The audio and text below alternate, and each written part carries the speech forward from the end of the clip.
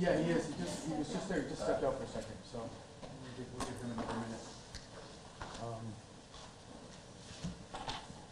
So I assume that somebody here is going to solve the problem of the hot. That's a team of undergraduates. Yeah.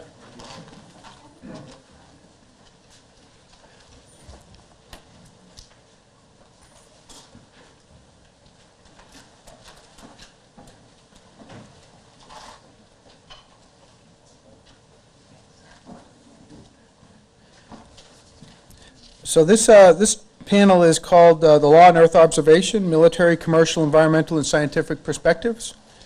And so we're gonna be focusing on a broad range of ways that Earth observation and geospatial and what the legal and policy issues are associated with that. And we've got an order in place, and what I think I'll do is I'll just introduce each person and then I'll allow them to speak, and then we'll have questions at the end. So our first speaker is Keith Masback. As you know, Keith is the Chief Executive Officer of USGIF, one of the co-sponsors.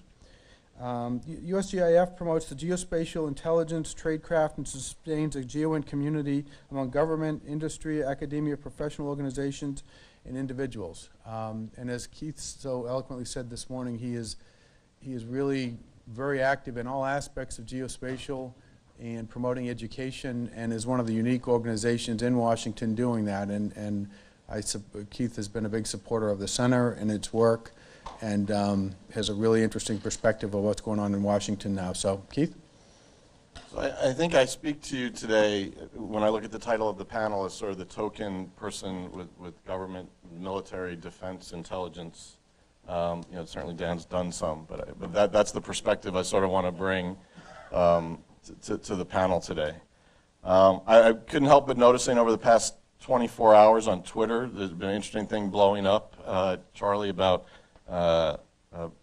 Google changing the Palestinian territories to be marked as Palestine, right? And I don't know how that impacts us here in this room and over the past 2 days, but I think it does, and I find it interesting because it just a few minutes ago it was still rising up on Twitter again.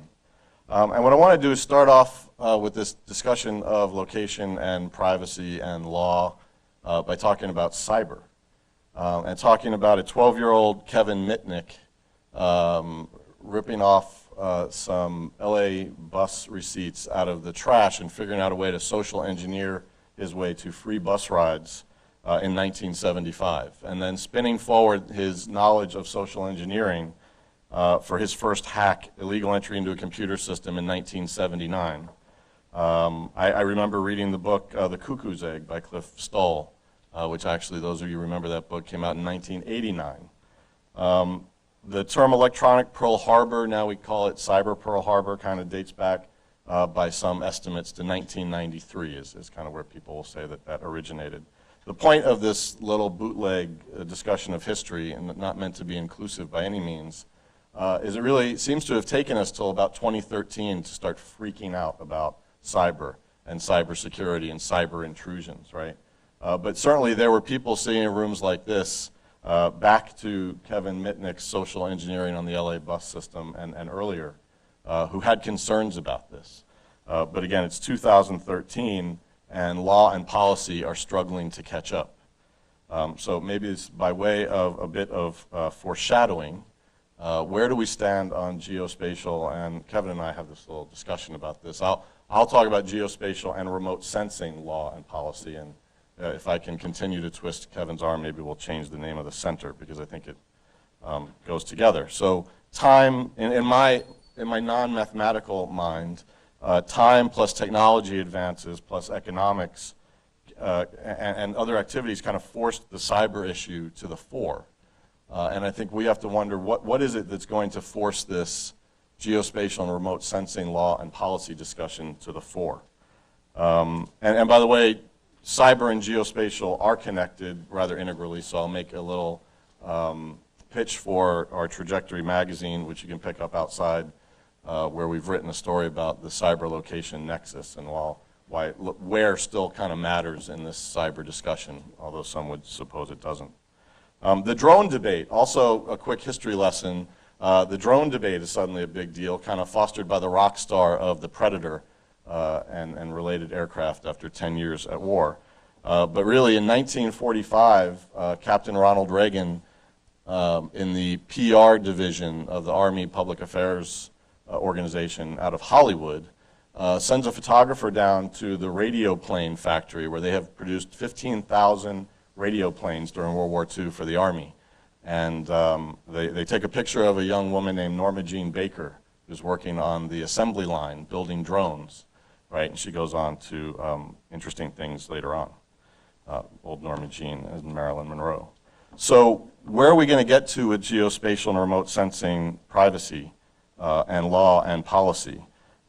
This will either be developed as it is now via piecemeal legislation and often knee-jerk and gavel drops at small courts and large courts all over the nation and around the world, or we can do something.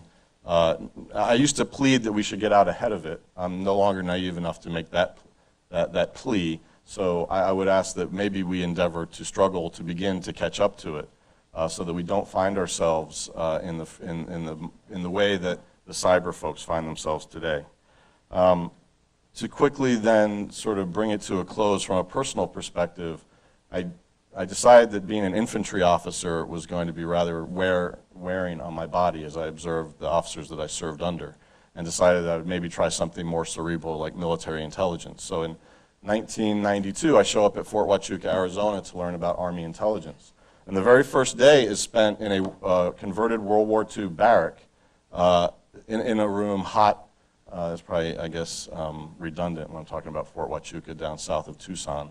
Locked up for the day with attorneys who are threatening us about privacy and about the inability and the protections that the U.S. people enjoy from being at the wrong end in some regard of the United States intelligence system. And all the things that precluded us from doing anything with that intelligence system that would be untoward towards U.S. persons, and the rather stark penalties if we were to ever do that. And that was my introduction to U.S. intelligence, and that's what I experienced for the entire time I've been in this profession. And we were required to relearn that every year that we're in this business.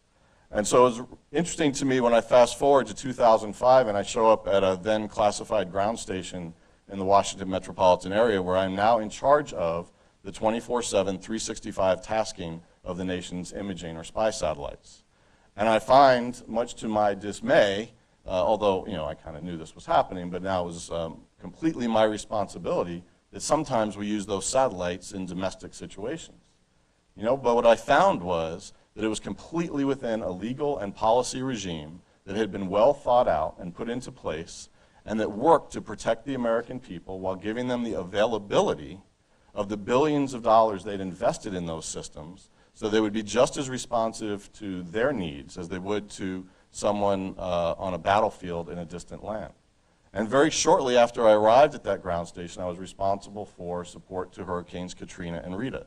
And while as an American I remain absolutely profoundly embarrassed by what happened and what we allowed to happen to the people of the Gulf Coast in the wake of that hurricane, and some would argue as it goes on today, those hurricanes, I will say that it was the proudest moment of my entire professional career is what we were able to do with our systems to provide mapping and imagery support down to individual search and rescue teams that had every access to everything they needed to do their job as if they were anybody else, anywhere conducting operations globally on behalf of the United States government and our allies.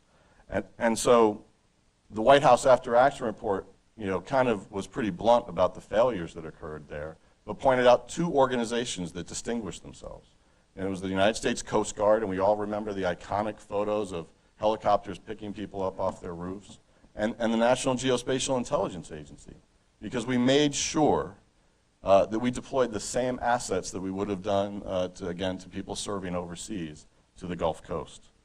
So the result is, whether it's wildfires in California or during my time, my 3 years in that job, or the Minneapolis bridge collapse, or any other tornadoes in the Midwest, that support was immediate, and it was all done within a legal and policy framework that protected the people of the United States, that protected them from abuses, real or perceived, that had occurred in the past, to make sure that it was done for good.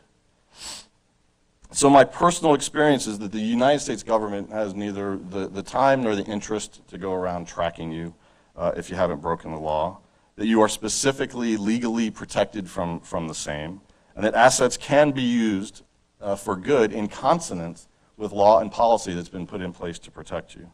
That GEOINT very much can be GEO for good, just as all manner of remote sensing and GEO can be. And what really worries me is a lot about what we've talked about today and yesterday is people who are doing it for profit, right? And people who have right now, no serious restriction on what they can do with this information. And the idea of de-identification, de-aggregation, re-identification, re-aggregation, big data, and the ability to put things back together and identify you individually. So again, I think we've lost our chance to get out ahead of this.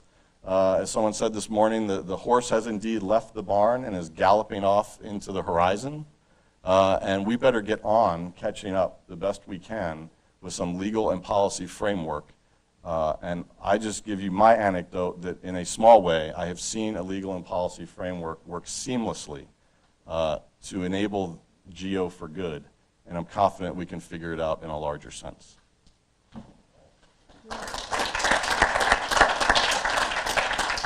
Keith, thank you. That was great, and that was a valuable and useful perspective.